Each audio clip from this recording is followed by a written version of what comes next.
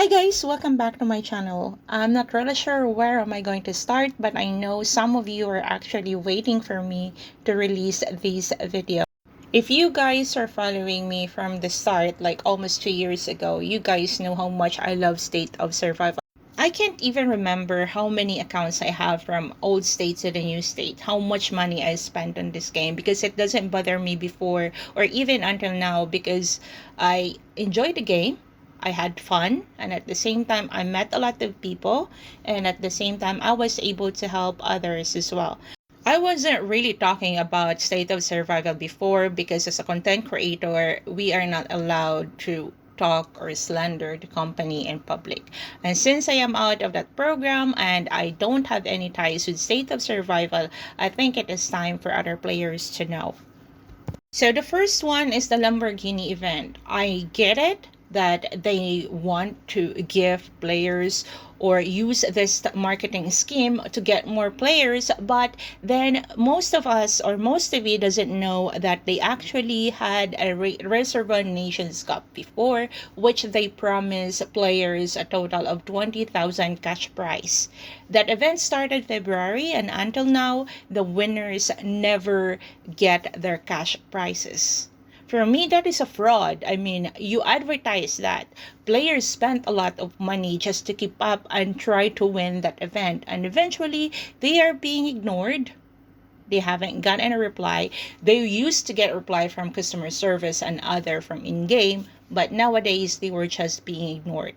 So I'm not really sure if that Lamborghini event is someone is really going to win that when they can't even pay players with $20,000. Next, Truth customer service. So I got this email from their employee that I don't want to say their name or his or her name because I want to protect her as well or him. For this one, I got this email included all the data or the files that they are being used for customer service. And if you guys are gritting your teeth with customer service, this is the truth about that. All replies are custom made or copy pasted.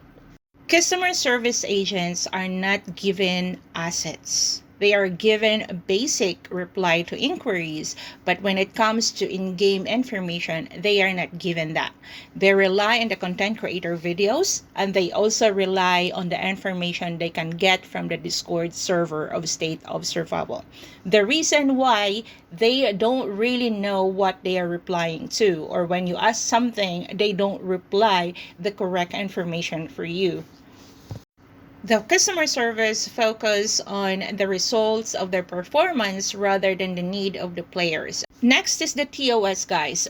For those who are being warned about TOS breach, don't believe that, guys. A lot of players are sharing accounts, and especially the top one player before sold this account, and that account is still being used by the buyer. No, I haven't heard anyone, especially spenders, who are banned unless they are getting reported. Because why? The game cannot monitor everyone. Which player shares account, which players sell their accounts. Unless someone, like I said, reports that.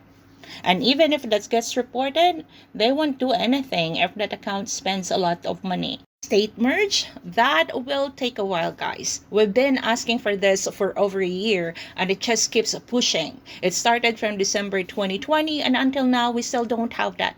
They promised October that will be only covering 12 states, and now that they drop Reservoir League, then that merge is going to be moved for another 3 months again.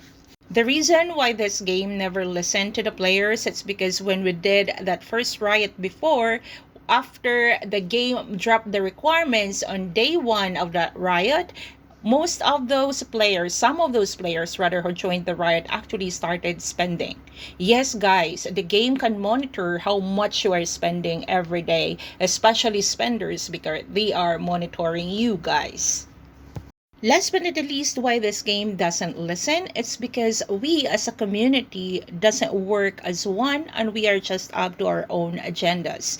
For every big spender that quit in the old state, that will be covered by 5 to 7 new spenders in the new states, or rather the old spender from the old state will move to the new state, and then we have this mid spender who spend like 1 to 2 packs a day, and those people actually sustain the cash flow of this game.